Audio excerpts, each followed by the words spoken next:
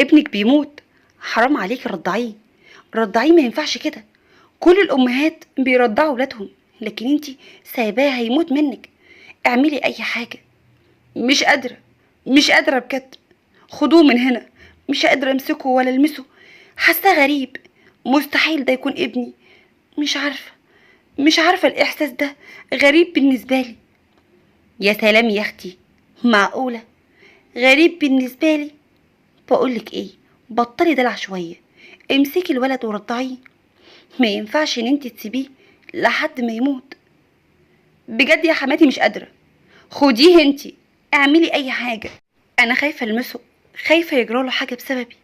عشان كده بقولك خديه، خديه انتي وتصرفي معاه في البدايه، وبعد كده على ما اتعود حتى.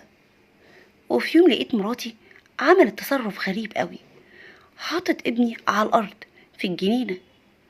واليوم ده ماما اللي شافتها كانت سايباه وعماله تبصله من بعيد. ماما قالت لها: انت يا ست، انت يا مجنونه، شيلي ابنك من على الارض.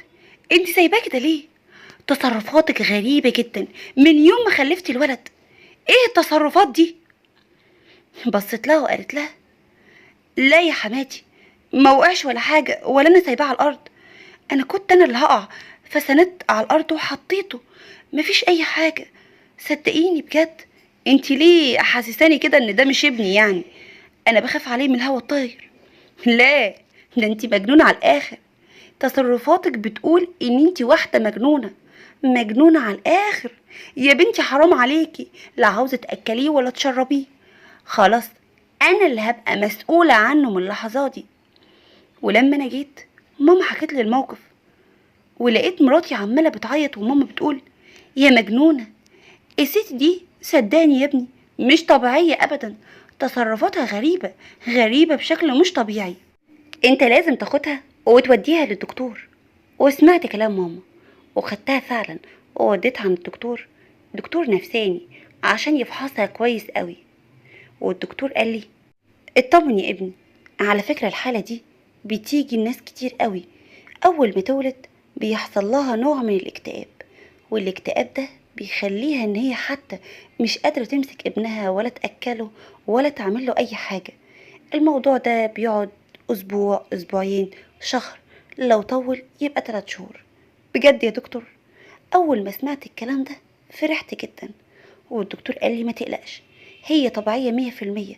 هي التصرفات بتاعتها دي كانت بتعملها اصلا قبل الجواز. قلت له: لا، كانت طبيعية خالص. انا احمد، عندي 32 سنة، اتجوزت فريدة، وانا مقتنعة بيها 100%. العقل كله والجمال كمان. كنت بحبها قوي. بس اللي حصل بعد كده هقوله لكم. بس ما تنسوش تعملوا اشتراك للقناة والضغط على الجرس والاعجاب بالفيديو. واللي حابب يتابعني في الصفحة الرسمية بتاعتي هتلاقوا عندكم في اول تعليق تم تثبيته. خلاص، خلاص يا ماما، اطمني. الدكتور النهارده طمني وقال ان هي كويسه خالص، ما فيهاش اي حاجه. دي حاله من الاكتئاب بتحصل كده للواحده الست اول ما بتولد، بتقعد شهر، شهرين، ولو كتر قوي 3 شهور. ايه الكلام الفاضي ده يا حبيبي؟ ما انا مخلفاك ومخلفه اخواتك، ما حصليش ليه الاكتئاب؟ بالعكس، ده الواحده الست اول ما تشوف ابنها بتبقى طايره بيه، بتحسش باي حاجه. قلت لها: يا ماما في ستات كده. قالت لي: خلاص، ابنك هيبقى معايا 24 ساعة. انا خاف، انا خاف اديهولها احسن تعمل فيه حاجة. قلت لها: حرام عليك يا ماما، قلت لك ان هي طبيعية ما فيهاش اي حاجة، يوم واتنين وهتبقى كويسة. قالت لي: لا. في اليوم اللي خدت ابننا هو اديتهولها، كانت فريدة في اليوم ده تعبانة نفسيا جدا. فضلت تعيط طول الليل ان ابنها مش نايم في حضنها. واللي فريدة كانت بتعمله ده كان خوف على ابنها. ولما سألتها: مالك يا فريدة؟ قالت لي: ابني، أنا عاوزة ابني، خدتوه مني ليه؟ بصراحة كان عندها حق، برضه الطفل صغير. وبعد ما كانت فريدة ما بترضعهوش بدأت إن هي ترضعه. حتى في يوم خالتي جت عندنا، وماما طلبت من فريدة إن هي تعمله الببرونة. كان أول مرة ماما تطلب من فريدة حاجة. فريدة اليوم ده كانت فرحانة لما قالت لها: روحي يا فريدة هاتلنا الببرونة. هو اول ما جابتها اتحولت وقالت لها: منك لله يا شيخه، الببرونه سخنه نار. ازاي انتي انتي؟ هقول ايه؟ ما انتي واحده مجنونه. الصدقي يا اختي كانت عايزه تموته من يومين تلاتة كده، شفتها حاطاه في الارض وتقريبا كده كانت عايزه تموته. طبعا خالتي كانت مستغربه من الكلام، وازاي اصلا ماما تقول لها حاجه زي كده وتدخلها في الموضوع. وبعدين انا كشفت عليها ولقيتها كويسه. خالتي طبعا زاطت في الزيطه وقالت لها: لا لا لا، ما تسكتيش عليها، ما انا قلتلك نجوز احمد لبنتي، كان زمانك دلوقتي مبسوطه احلى انبساط. لكن ايه المجنون اللي انتي بتقولي عليها دي؟ ماما ردت قالت لها: عندك حق والله، بس انا هفضل وراها لحد ما اطفشها في البيت. خلفت الولد وبعد كده تمشي واحده واحده. امال انا بعمل الحركات دي كلها ليه؟ شغل حموات بقى، ده انتي ما تعرفنيش. ولما انا جيت لقيت ماما بتقولي: خلاص بقى، كفايه كده يا ابني، انت لازم تطلق فريده. فريده تعبتنا انا وانت، وبعدين ابنها كمان تقريبا كده يا حبيبي ما بتحبوش. رديت وقلت لها: ليه يا ماما كده بتقولي كده؟ هي عشان ما رضعتهوش اول اسبوع خلاص يبقى هي كده ما بتحبهوش؟ هو الدنيا بايظه عندك في يا ماما؟ انت ليه ما بتحبهاش؟ كفايه ان انت واخده ابنها وهي حتى مش عارفه تبصله ولا عارفه تمسكه ولا تشيله. قالت له: الواد بقاله شهرين معايا وهيفضل معايا طول العمر.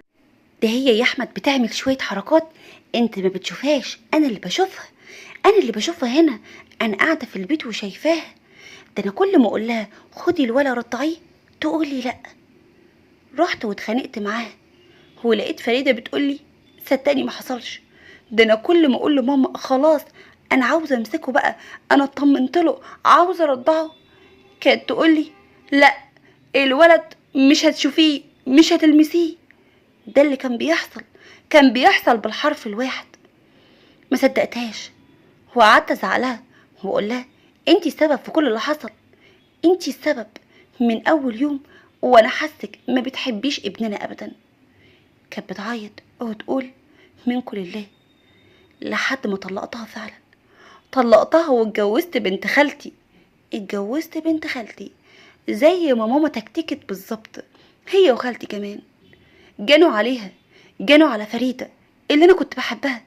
لكن بنت خالتي دي بصراحة ما بحبهاش خالص، كنت حاسس ان انا في كابوس يوم ما دخلت البيت. لا ومش كده وبس، ماما اديتها ابني وقالت لها: انتي من النهارده اللي مسؤولة عنه، هنشوف اللي هيحصل في الجزء التاني. بنت خالتي هتعمل فيا ايه انا وماما وكمان ابني.